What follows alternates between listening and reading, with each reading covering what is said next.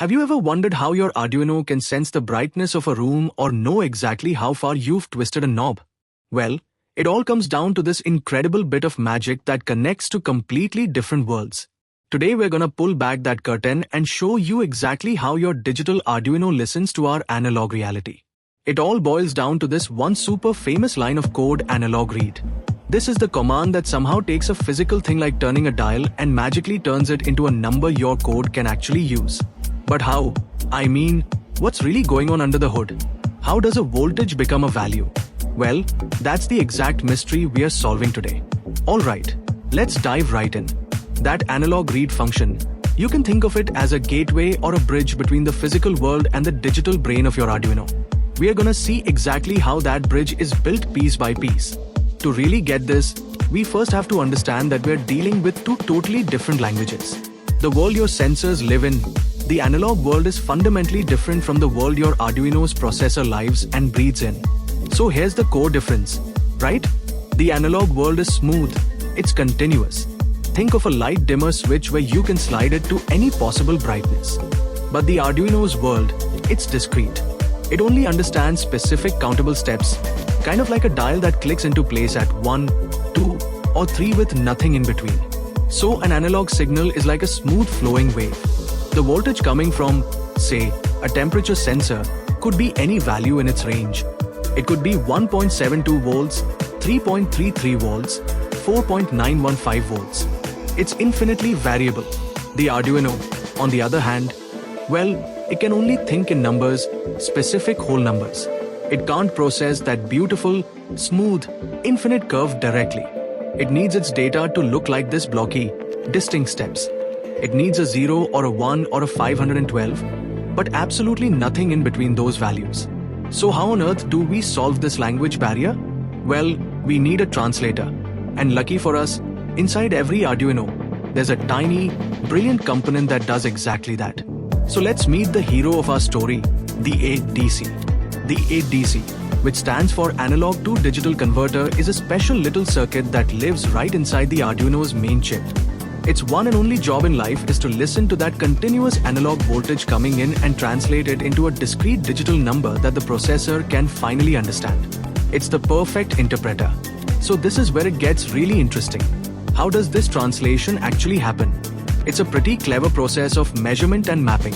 Let's get into the mechanics of turning those volts into values. At its heart, the ADC on a standard Arduino UNO just maps an incoming voltage, anything between 0 and 5 volts, to a number between 0 and 1023. It's that simple. So if the ADC sees 0 volts, it reports back the number 0. If it sees the maximum 5 volts, it reports 1023.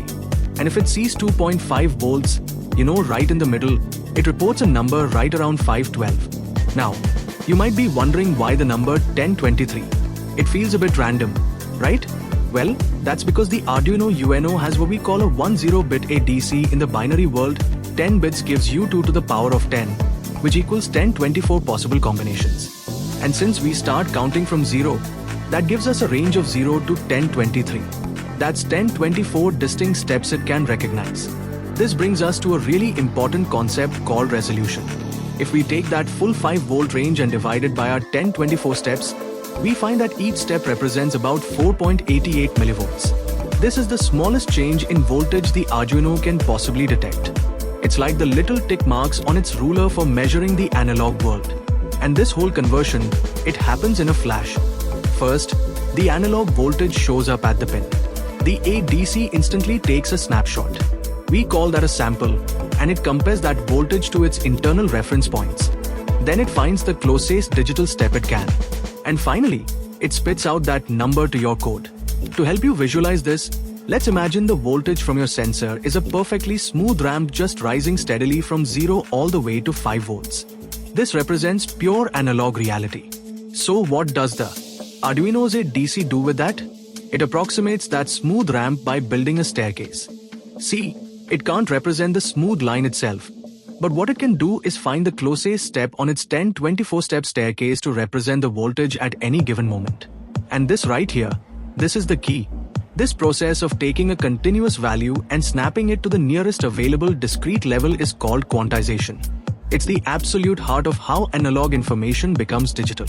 And with that, we can finally solve our original mystery. When your code says analog reader 0, you are literally just telling the microcontroller to go ask its internal ADC one simple question. Hey, for the voltage on pin A0, what number step on the staircase are we on right now? And the number it gets back is the value that gets returned by that function. It's that direct. Okay, so it's a clever piece of engineering for sure. But why is this one little component so fundamentally important for basically everything you do with an Arduino? Just look at this list. Pretty much every common sensor you'll use to measure the real-world light, temperature, sound pressure, they all speak analog. Without the ADC, the Arduino would be deaf and blind, completely unable to talk to this entire universe of components. The ADC is the absolute key. It's what transforms the Arduino from a simple little machine that blinks a light into a tool for robotics, for weather stations, for smart devices, and countless other projects that need to actually sense and respond to what's happening around them. So let's do a quick recap. The Arduino uses its built-in ADC to read those analog signals. This ADC converts a 0 to 5 volt input into a digital number between 0 and 1023. That gives it those 24 steps of resolution. And that simple analog read command is what kicks off the whole process, unlocking the Arduino's ability to talk to almost any sensor you can dream of. And that's it. You've officially peeked inside the mind of the machine. It works. These are the concepts that power real electronics and Arduino projects. If you want to master Arduino, electronics, and technology with clear visual explanations, make sure to subscribe to the Inventor's Lab. Watch the next video on your screen to continue learning. Thanks for watching, and I'll see you in the next one.